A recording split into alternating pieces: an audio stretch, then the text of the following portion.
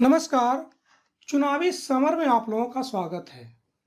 ममता राज को भाजपा द्वारा तालिबानी शासन कहने पर शिवसेना भड़की। दरअसल तालिबानी शासन आतंक का पर्याय है। तालिबानी शासन में महिलाओं के साथ साथ आम आदमी की जिंदगी भी नरक के समान बनी हुई है। स्थिति यह है कि तालिबानी शासन में कब किसकी हत्या कर दी जाए कोई नहीं जानता। वहां न ही कोई कानून है और न ही कोई रक्षक। वहां लोकतंत्र पूरी तरह से समाप्त हो गया है।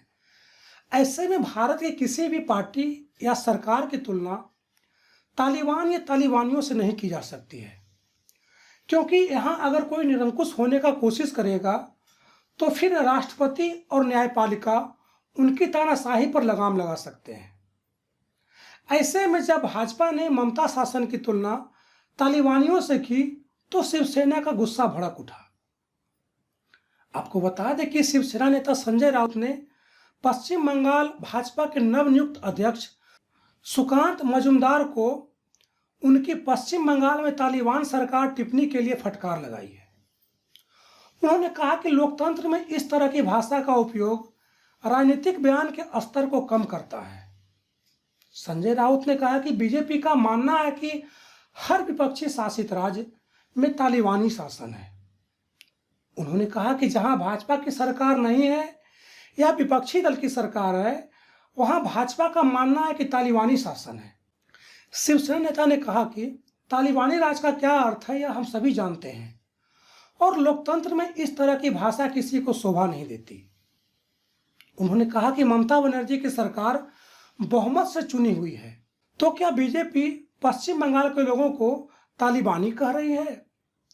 उन्होंने कहा कि अगर राजनीति में ऐसे बयान दिए जाते हैं तो हमारी राजनीति का स्तर का क्या होगा। इसके साथ ही शिवसेना नेता ने भारत में लोकतांत्रिक रूप से चुनी गई राज्य सरकारों की तुलना तालिबान से करने वाले भाजपा नेताओं के खिलाफ कार्रवाई नहीं करने के लिए केंद्र सरकार पर भी निशाना साधा। उन्होंने कहा कि एक केंद्रीय मंत्री भी महाराष्ट्र में उद्धव सरकार की तुलना तालिबान से कर रहे थे और पश्चिम बंगाल के सांसद वहां के चुनी हुई सरकार को तालिबानी कह रहे हैं, लेकिन केंद्र सरकार इन लोगों के खिलाफ कार्रवाई नहीं कर रही है। उन्होंने कहा कि क्या इस तरह का व्यवहार स्वीकार्य है?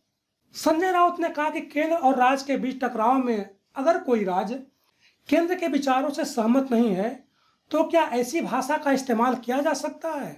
इस तरह शिवसेना ने भाजपा के खिलाफ हमलावर रुख कायम किया है और उन्होंने पार्टी को यह नसीहत दी है कि गैर भाजपा शासित राज्यों की तुलना तालिबानियों से करना बंद करें और ऐसे बयानबाजी करने वालों पर केंद्र एक्शन ले। धन्यवाद।